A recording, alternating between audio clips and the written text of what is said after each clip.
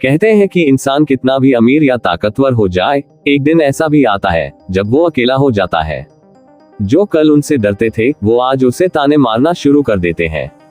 एक ऐसी ही कहानी है सिंह जी की।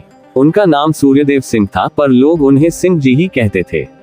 गांव से पढ़ाई करने के बाद सिंह जी शहर जाकर अपनी ग्रेजुएशन पूरी की।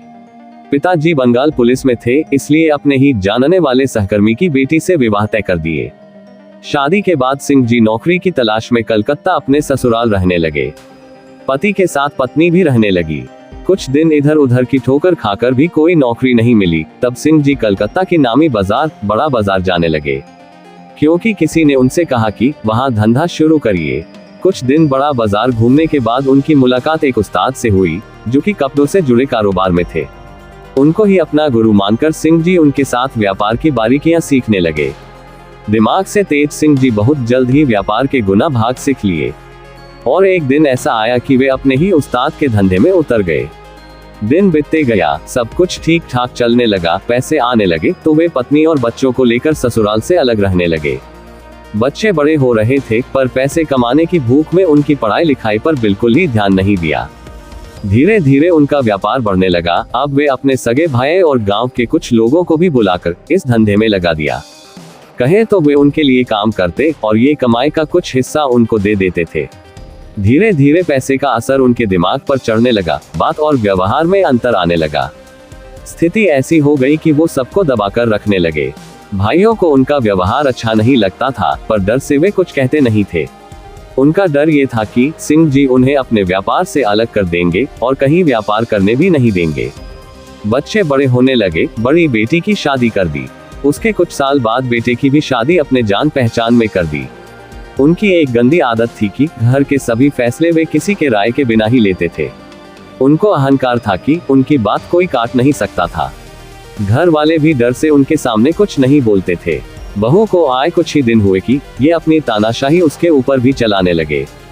बहू चूंकि पढ़ी लिखी थी, वो ज्यादा दिन उनकी जाति बर्दाश्त नहीं की और वो ससुराल छोड़कर मायके चली गई। सिंह जी के अहंकार को इतनी ठेस लगी कि वो कभी उसको बुलाए नहीं। माँ बेटे में इतनी हिम्मत नहीं थी कि वो उनके सामने कुछ बोल सके। अब अंतिम और छोटी बेटी की शादी की बात होने लगी। एक अच्छा रिश्ता देखकर उन्होंने उसकी भी शादी कर दी। छोटी बेटी के ससुराल में परिवार के नाम पर केवल ससुर और एक बूढ़ी दादी थी। सास का देहांत बहुत पहले ही हो चुका था, नंद की भी शादी हो चुकी थी।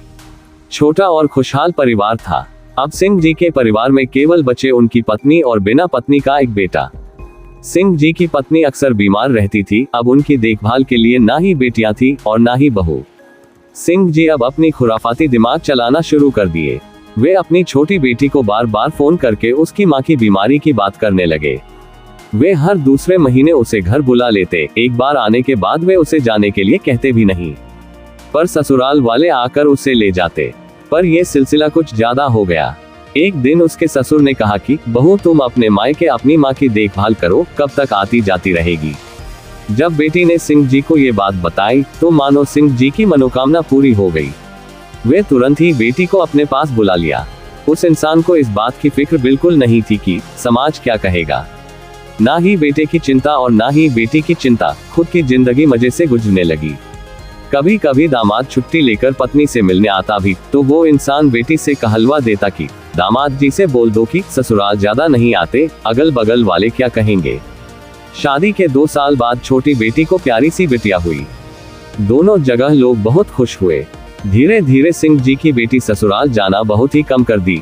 बुलाने पर वो यही बोलती कि मम्मी पापा को छोड़कर कैसे आओ, इनकी देखभाल कौन करेगा। छोटे दामाद को समझ नहीं आ रहा था कि परिवार के बिना कैसे रहे। उसने अपनी कंपनी में बात करके अपनी पोस्टिंग कोलकाता करवा ली और अब ससुराल रहने लगा। सिंह जी और उनकी पत्नी कभी नहीं चाहते थे कि पति पत्नी कभी एक साथ रहे। धीरे धीरे उन्होंने अपनी बेटी को दामाद के खिलाफ भड़काना शुरू कर दिए। हालात ये हो गई कि दोनों पति पत्नी के बीच बहुत बड़ी दीवार खड़ी हो गई। बात यहाँ तक पहुँच गई कि वे दोनों एक दूसरे से 3 साल तक बात नहीं किए। पर कहते हैं कि हर रात के बाद सुबह होती है। परिस्थितियों ने करवट बदला। दामाद और बेटी में फिर से बातचीत शुरू हो गई। जो भाई सिंह जी के पैरों के नीचे दबे रहते थे, वे आज अपने बूते ठीक ठाक जीवन बिताने लगे।